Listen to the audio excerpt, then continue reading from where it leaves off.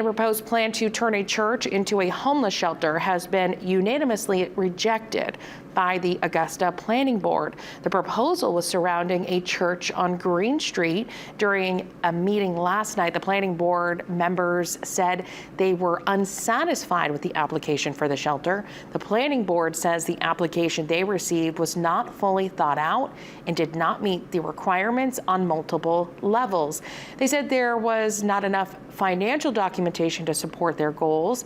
Several residents and business owners spoke at the meeting, both in favor and against the proposal. It's not clear if there are any plans to submit another application at this time.